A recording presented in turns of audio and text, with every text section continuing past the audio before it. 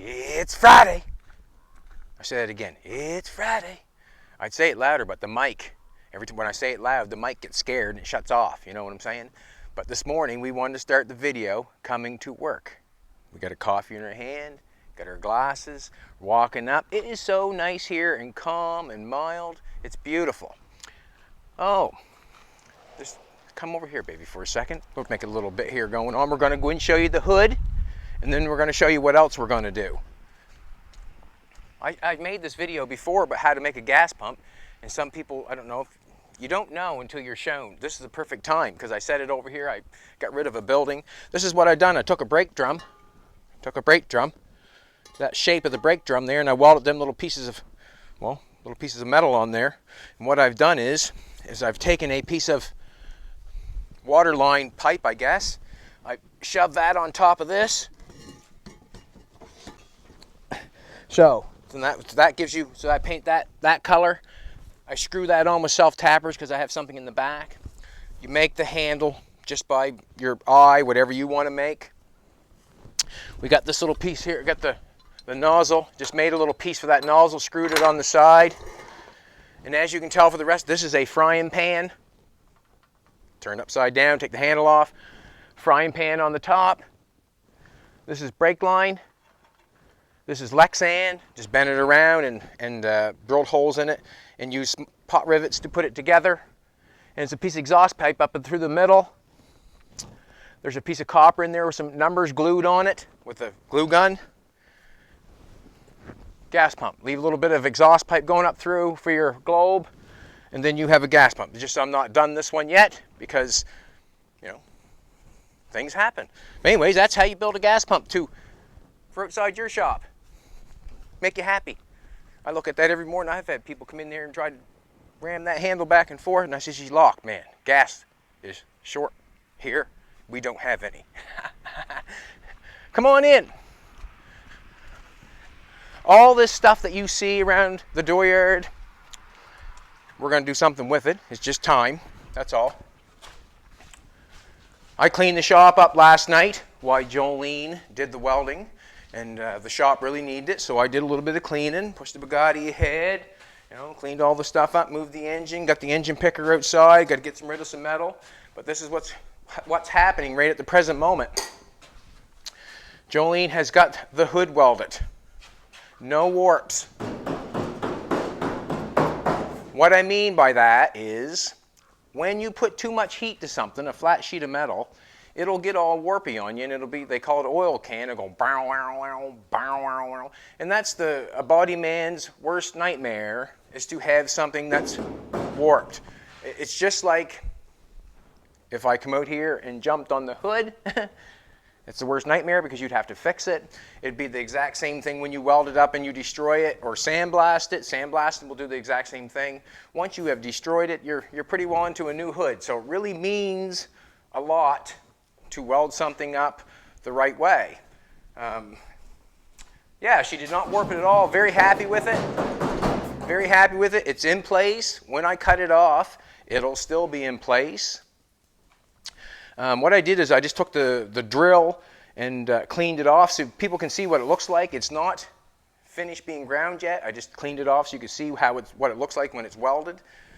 On the front here, I did not have a tipping die. I thought I might have one over there, but I did not. So what I did is I went back to my brake, I bent my piece of metal, and then I tried to play with it and tried to get it to come down around the hood. And as I knew what would happen, it bunched up in here and it made a big pucker. And it made a big pucker over here. So what I did is I slid it. I tapped it down with a hammer. It overlapped, so I slid it again. And I did that until that metal come down on that hood and butt weld it back up together again. So what I have done with a little common sense is I have shrunken this side to fit the hood. I've shrunk that side to fit the hood because I've taken metal out of it and I've joined it back together. If you can picture when I tried to bring that down around, it puckered up like this. I zip cutted it. I beat one side down because that's one side I'm going to use. That's my pattern, right, the one side. Then when I bring the other side down, it kept overlapping. So as I did that, I kept zip cutting it until it fit perfect, and then I butt welded it. The pucker on this side, this is where I got the pucker on this side. It puckered here, so that's where I did that. And that was a 10-minute thing. I did not have the tipping die, so I just went with the exact same route as this. I just took my time. And when I was doing this, the only time that you can hit it with a hammer is when it's secure. You know, there's no sense hitting it if it's not secure. If it's not secure, you go, it don't do anything. So as I tack it in the places where it's tight, and then I hit the side where it's tacked, if you know what I'm saying. So if I tack it there, I can hit it right beside it with a hammer because I know that that tack has got the metal held in spot. So Jolene has done that. The hood's welded up. We cleaned it off with a drill, a stripper wheel, and I used some sandpaper, and we got it off. I did not do the sand scratches, but that's fine anyways because there will be filler going on that car. And as I'm talking, we got the hood done. No, it's not done, sorry, excuse me. As we got the hood started, because it still has to be ground, it still has to be cut off, and it still has to be gone over for pinholes and that sort of stuff, but we have got it what we're looking at, what we want. This morning, we're going to make this video, because it's Friday, we're going to try to put a face on it. We will not probably do it all today, but we're going to show you how we're going to do it. We do not have any of the stainless and the interior and all that stuff. I do not worry about that when I'm acquiring a car because in the end you change it so much anyways, or I do, that you can pick and choose whatever you want. This car right here we acquired the same time as we bought the Pinto. It was in last night. It aired in Canada. Watched the show. Good show. This car was in that. We acquired this car for $300, and we acquired it because the price is right. There's so many things on this car that a person could use, you know. Because it's a four-door, doesn't bother me a bit. To be honest, there's nothing sexier than a four-door that's chopped and looks right. There's nothing sexier than a four-door chop, and I'll tell you why. Twice as much work. Twice as much work. If you can get that four-door looking like a two-door, it's more enjoyable. It's yeah, to me it is. I think there's nothing sexier than a four-door that's chopped right. All right, as we're looking at this car, the headlights. The rings are there, the buckets are there, the headlights are still in there. And we're looking from out the window, and what do we see? The headlights on this car, and I think they will look nice on the 40 Plymouth. We haven't got nothing, so why not? That's what I'm going to do. I'm going to cut the headlight doors out of the car, and I'm going to use them. And as we get looking around the car, the wheel wells I like for the Merc out front, and I get looking a little bit more. I like the tail lights for the MGA. I like to set them on the back of that MGA. I think it would give that Corvette feel in the ass end. There's a whole bunch of things I like. I can't tell you all my secrets. Oh yeah, the dash, that's going to be another video. What we're going to do is come out, we're going to cut the window out. I don't know if we need to make a video of cutting the window out. Maybe we'll get my son to do it. We'll cut the window out, and then we'll get in there and we'll see what we need. But we're going to cut the dash out of this car because we have not got a dash in that car. We have got nothing. We bought a shell. I think maybe we did have a dash, actually. I think there is a dash for it, but the instruments are gone. It doesn't. Why not? You know? So as I'm talking, I'm going to cut these headlight doors out, and you'll see what I'm doing here for headlights. What can I say? When I see a lot of people selling headlights and doors, or buying and put them on their cars and stuff like that, it's always nice, you know, if you can buy the headlight door and bucket and all that stuff, but it's nice to have the material that it fits to. Because if I go in town and I buy this and I want that and I got this and the headlight bucket and all that stuff, now I got to make, you know, the piece that it connects to. So I enjoy that I have the fender, because I can cut the fender off and I can apply it to the car. And that's what I'm going to do. And that's what I'm going to do. What a beautiful day it is here. Isn't it, baby? Just a beautiful day. When I say, is it, baby, she shakes her head, yes. We're talking, she's, yeah. So anyways, I'm going to take, like always, like most people in life, take more than you need. I'm going to take more than I need.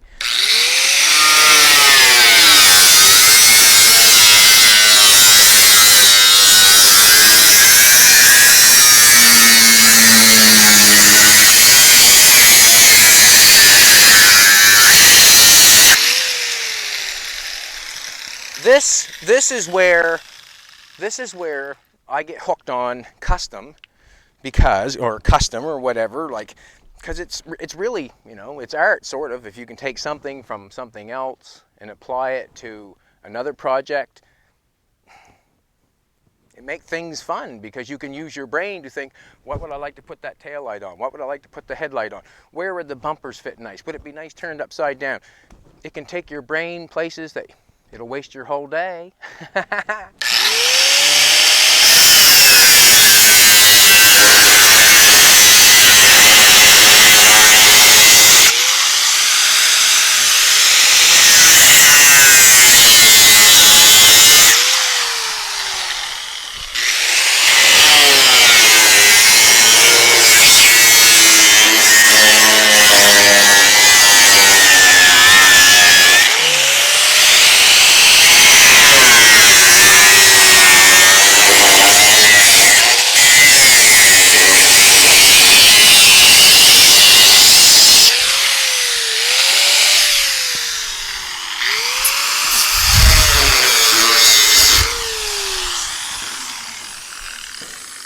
I brought them out, I might as well use them, right? I'm getting greedy on that desk. I'm trying to use it, get the whole thing.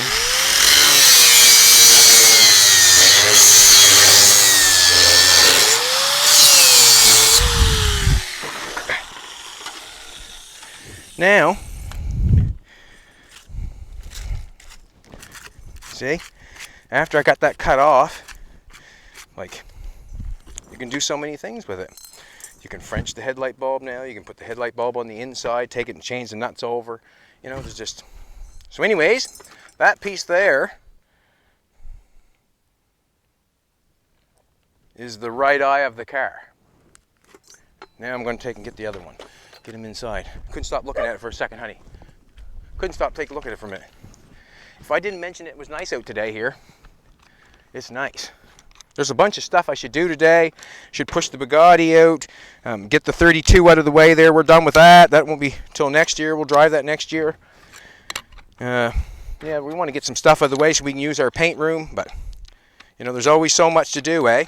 But right now, what we want to do is get the headlights for the old 40 Plymouth. Let me cut back.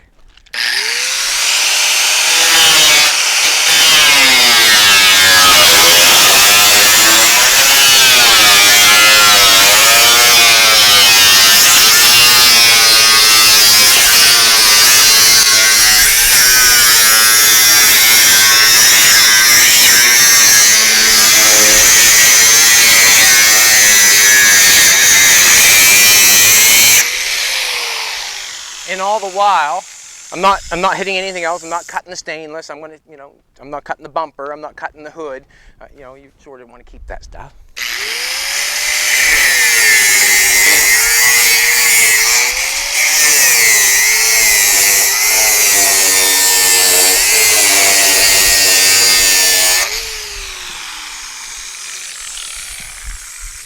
The rocks are a little hard on the knees, but find a place after a while.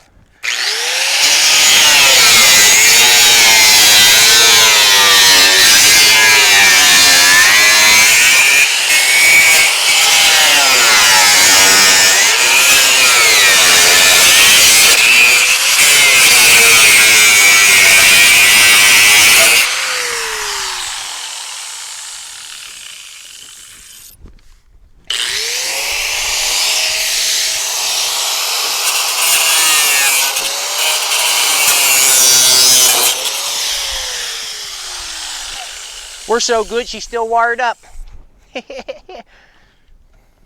Huh? Makes me think, seeing that shape, you know, what could be done there on the front of that, you know. That's what it makes me think. But that car will be picked clean. It'll be used on every piece. We'll use every piece on her, you know.